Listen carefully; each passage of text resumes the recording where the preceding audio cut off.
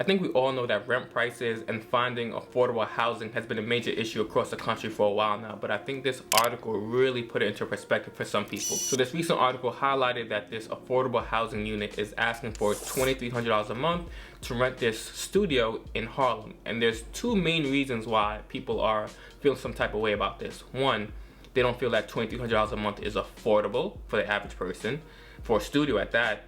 And two, the fact that it's in Harlem, especially when people know what Harlem was and what Harlem is and what it's turning out to be.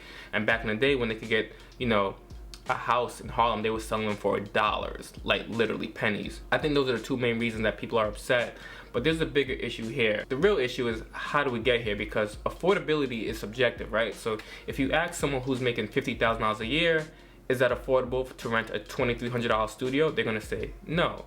But if you ask someone who's making $50,000 a month, is that affordable? And they're gonna be like, yeah, it's cheap. The other thing that's interesting is, for this same affordable housing unit apartment, they are requesting that you make roughly about $80,000 a year, which is kind of interesting because after taxes, you're taking home roughly $2,000 every 2 weeks, which is still gonna cost you over one whole paycheck to pay for your rent. And that doesn't even, factor in when you paying your car note, car insurance, your phone bill, maybe your Hulu, getting groceries, gas, insurance, and just going out to eat, just living life. So, that's pretty expensive, or the majority of that person's income that makes $80,000 a year. So the question is, how do they define affordable? How do they define affordability? So if you look at the HUD website, they basically define affordability as paying 1/3 or 30% or less of what your income, your salary is on rent. That's how they determine affordability. So the way affordable housing units work is developers are incentivized to develop or build these real estate projects, and they get tax breaks, tax incentives, things that make it worthwhile for them to develop these projects. In exchange, they have to make a certain number of units affordable housing.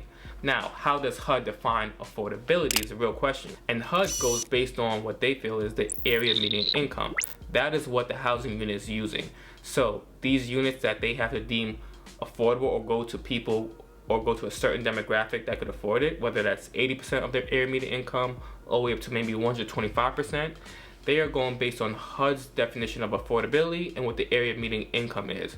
But where is the area median income coming from? Because that determines what number they're going to use, and that's how you end up charging $2,300 for a studio apartment. So HUD gets the area median income from the American Community Survey, a survey that's sent out once a year. Not the survey that's sent out in 2020 or 2010 that comes every decade.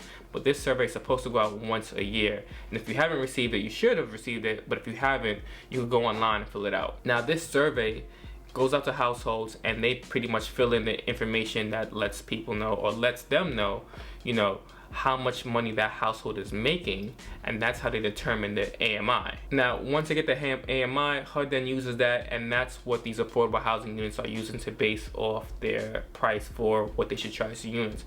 But even bigger than that, what happens in these areas, which even if you don't fill out the survey, is when a neighborhood is changing, right? Before these apartments even are developed and being built, there's often, stores that come there, commercial stores, jobs, things like that come before the actual housing, right? And things go up in the neighborhood, groceries, gas, just health insurance, just things that make it a little bit more difficult for the persons or the people that were living there prior to afford that neighborhood. So eventually those people tend to move out to other neighborhoods, even if they may still work in that neighborhood. So what happens after that? Now you're not counting for the people who once lived there, even though they still work there or travel to there for work.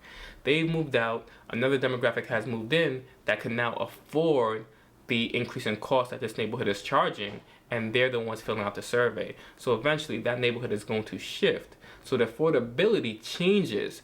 It's no longer for the people who were once living there. It's for the people who are moving in there and live there now. So their income is a bit different than the people who've been living there the entire time. If you were ever wondering why affordable housing charges the prices that they charge, well, now you know.